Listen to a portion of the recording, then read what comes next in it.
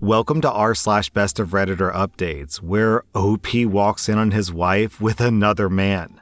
Our next Reddit post comes from r/slash marriage. I had a child when I was 16, and I'm not with her father, and quite honestly, I don't know where he is. He wanted nothing to do with our daughter. When my daughter was 6, I met my current husband. He promised that he would love her and treat her like his own, and it seemed like he has. We had more kids together. It was my oldest daughter's 16th birthday last week, and she told me that she wanted her stepdad to adopt her. I thought this was a great idea because for the past 10 years, he's been acting as her father. He said yes, and there were a lot of happy tears, and my younger kids were happy. It was one of the happiest moments of my life. That night, my husband told me we had to talk. He told me that he did love her, but he didn't feel the same, and he felt a bit weird adopting her because he felt like it would be a disservice to her to have a dad who didn't love her like his other kids. He told me that he wanted to talk to her about it and say that she could definitely take his last name if she wanted, but that he couldn't adopt her and that he felt bad about it, but it wouldn't be fair to anyone. He said that he knows that we're a package deal and would always treat her well and like part of the family, but he couldn't be her dad. He told me that he was sorry and that he felt guilty and that he would take care of it and I didn't have to. My heart never hurt more than in that moment, and I genuinely feel like I failed my daughter. I told him that I did not want him to speak to her about it, and that if he doesn't think of her as his kid, then it's my job as a parent to take care of her. I don't know what to do. Do I ask for a divorce? I felt sick, dizzy, and numb all week. How do I tell my daughter? I don't know what to do. And please don't tell me that step-parents don't have to love their stepkids the same because my daughter doesn't have a father and considers my husband to be her dad. He's helped raise her and disciplined her and shared her best and worst moments with her. I've never felt so terribly about something in my life. Please help. I think I want a divorce. Yeah, I can't really say I blame OP here. If my partner crushed my daughter the way that this guy is crushing OP's daughter, I don't know if I could ever look at them the same way. What this guy is doing to this 16-year-old girl is like a fundamental rejection of that person that's so core to their being.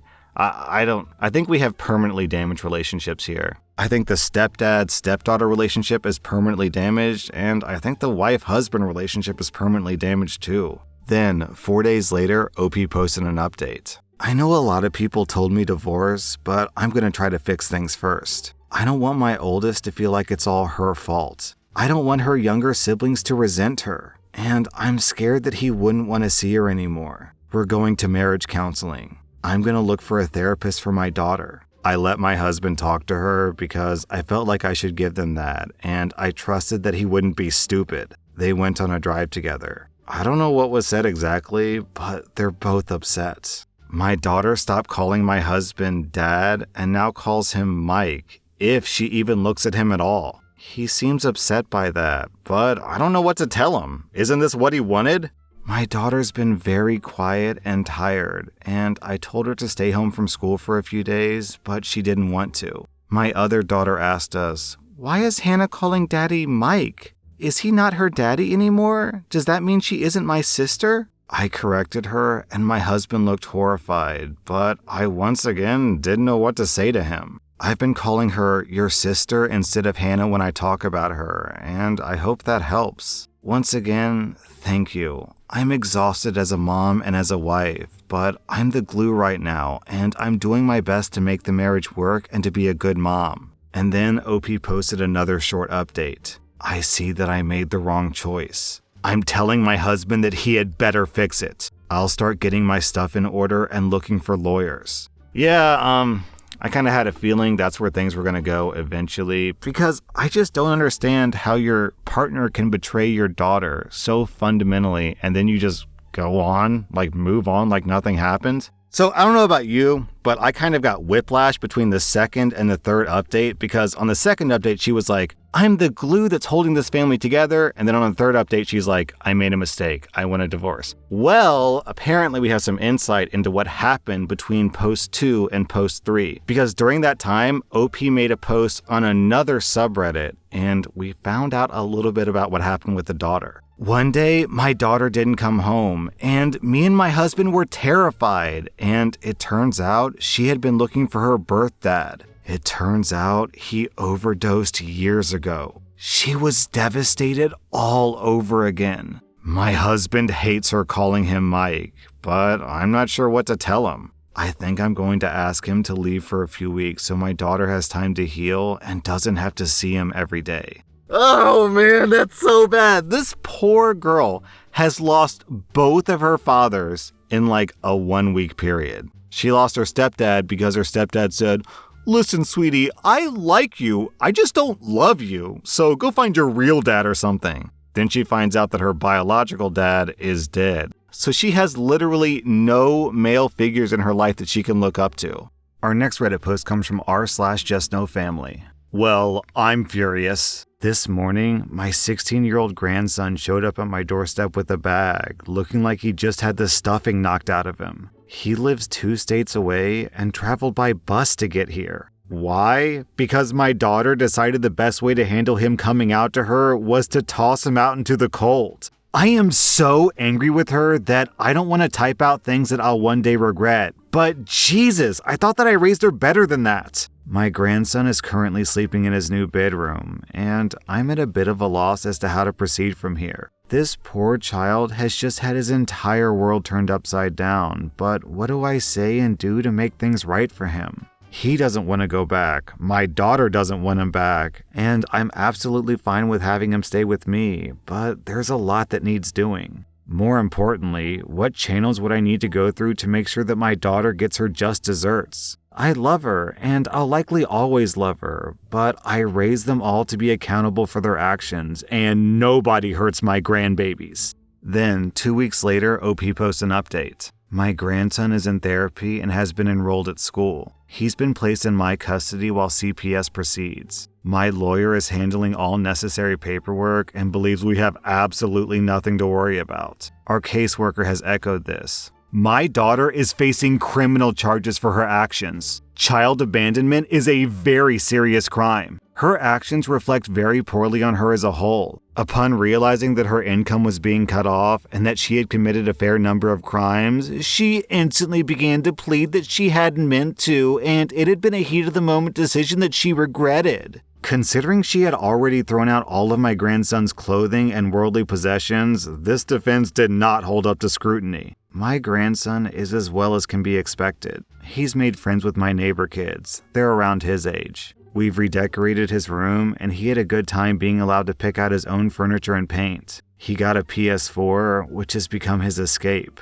He personally has made the choice to not join a group, and I won't force him to do so. We're talking about getting a puppy because he loves dogs, but his mother never allowed him one. We're doing well. Thank you all again for your support when this began. Then, 2 months later, OP posted an update. My grandson is doing well. He's made a few friends in the neighborhood, and he's bonded with his dog quite nicely. The two are almost inseparable, save for when he's in school. He's begun meeting with a counselor that offers online sessions. My daughter has been granted a plea deal, which she's accepted to avoid the full extent of what the courts would have otherwise given her. My lawyer told me that this is pretty common because it speeds things along and it helps the child get what he needs. The charges against my daughter were dropped in accordance with this deal, and she's been stripped of her parental rights. Due to much of what came to light during proceedings, a restraining order was granted to keep her away from my grandson until he reaches his majority. We're moving forward with life. Now that court and other proceedings are winding down, I'm once more considering moving. Even with my grandson here, the house is just too big for us, and the weather isn't as kind to my bones as it was when I was younger. My grandson is open to the idea and views it as a fresh start. This situation has allowed me to glean things about my family that I find very useful. The relatives who sided with my daughter and told her that it was her right to do as she did as a God-fearing woman have been removed from my life. Unfortunately, one of those people is another one of my children. The relatives who took my grandson's side have shown themselves to be the good people that I knew them to be. The wheat has separated itself from the chaff. Our next Reddit post comes from r/relationship advice. My wife and I have been married for 3 beautiful years. The problem is, she doesn't enjoy my hobbies as much as I do. My wife used to happily join me on adventures such as camping or fishing. Now, she won't so much as go on a simple hike with me. We have a 7-year-old kid, and ever since we had the kid, these adventures have been a little tough to plan and follow through with, which I understand, but that can be hard on me. I like to get out at least once a week to clear the mind, but now that's been reduced to around once a month. She's upset every time I leave to go outside because I'm not helping enough with the kid. I've told her numerous times they should both come along, but she never agrees to that because she no longer enjoys those types of things. Should I give up on the sights that I love to see and adventures that I can't help but indulge in? I do want to be there for my family, but I can't cut these things out of my life forever, but that's what she expects of me. Then in the comments, people asked OP if his wife ever gets time off without the kid. OP replies, she has girl weekends and girls' night out just about every week. She just doesn't like camping anymore, and she definitely doesn't like me camping either. She for sure does most of the hard work with our kid because I have a job and I greatly appreciate her for it. When she goes out with the ladies, I'm there for our child, and if she needs a break, there I am. It's no problem, I just want to camp more is all. Then, 1 month later, OP posted an update. My wife cheated on me and says that it's not her fault. This past weekend, my kid and I went on a 2-day camping trip for some father-son bonding time. My wife doesn't like camping herself at all anymore and doesn't even appreciate our kid and I going. This is a big hobby for me, and I wanted to share it with my son. Usually, we argue a lot about my trips, especially if I request to bring our child, but this time, she was oddly cooperative about the whole thing, but she still insisted that she wouldn't join us. I was surprised, but didn't question anything because I was so excited that she was finally allowing us to go, and I didn't want her to change her mind. I thought that we had finally found a common ground and that the arguments were ending. I was wrong. My son and I had a great trip and returned back on Monday. We expected to come home to an empty house because my wife should have been at her office for a few more hours. I walked the kid up to his room because he was exhausted and ready for a nap. After, I walked into our bedroom to find a naked man in my bed. I recognized him as my wife's coworker, whom I've met numerous times at her work functions. At first, I was in disbelief and even wondered if I had the right house. Then, my wife walked out of our bathroom, also naked, and I had no more doubts. I have never been so angry. I yelled at the dude to get out of my house so I could speak to my wife. He grabbed his clothes and left. Then we started arguing. I never yell at my wife. We always want to keep things civil for our son, but I was so hurt that I was screaming. Then my wife decided to get defensive, saying that it's not her fault that I'm barely around and that I camp so much, even though I hardly go on trips anymore because she doesn't like it. She said, "That's what drove me to do this, your neglect to this family." I was in tears at that point. I just don't understand how her cheating could be my fault. When I turned around to leave, my son was standing in the doorway and I felt terrible for yelling. I quickly consoled him, but my wife snapped at me again, telling me to get my hands off of him. Now she won't speak to me and says that I can't see my child until I apologize. But apologize for what? She said that we could go on this trip. She planned to cheat, and that kills me. It makes me wonder if she has done this before. I'm stuck staying with my parents right now. I don't know what to do. I want to see my son. I'm worried that I really scared my child, and of course I want to apologize to him. Just not my wife. But I don't know, maybe it is my fault. Then, about 1 week later, OP posted an update. For the past week, I've been working with a lawyer to initiate the process of divorce and gaining full custody of my son, with the exception of visitation for now until more is resolved. Things were awkward and tense for the first few days of me being back home, so my wife decided to leave to stay with the guy that I found her naked with.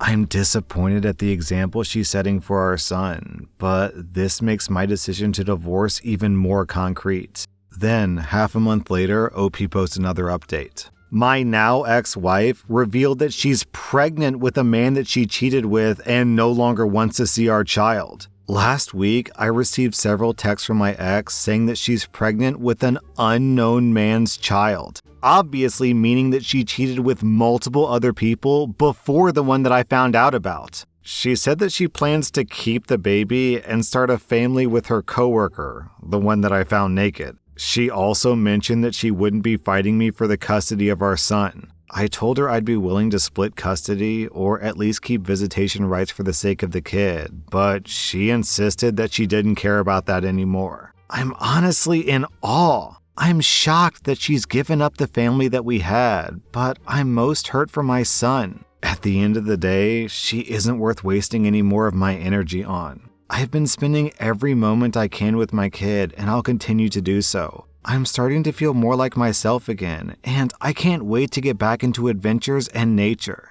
Oh my god. Okay, so this woman's obviously a train wreck. But outside of that, what I find really confusing is how is the coworker settling down with this woman? She's cheating on her husband, she's pregnant with some random guy's child, and she abandoned her other child, and he's like, "Yup, this is the woman I want to spend the rest of my life with. Why don't you move in with me, sweetie?" Like, how many red flags is this guy ignoring? That was r/Best of Redditor updates, and if you like this content, check out my podcast where I publish the exact same episodes. Also, hit that subscribe button because I put out new Reddit videos every single day.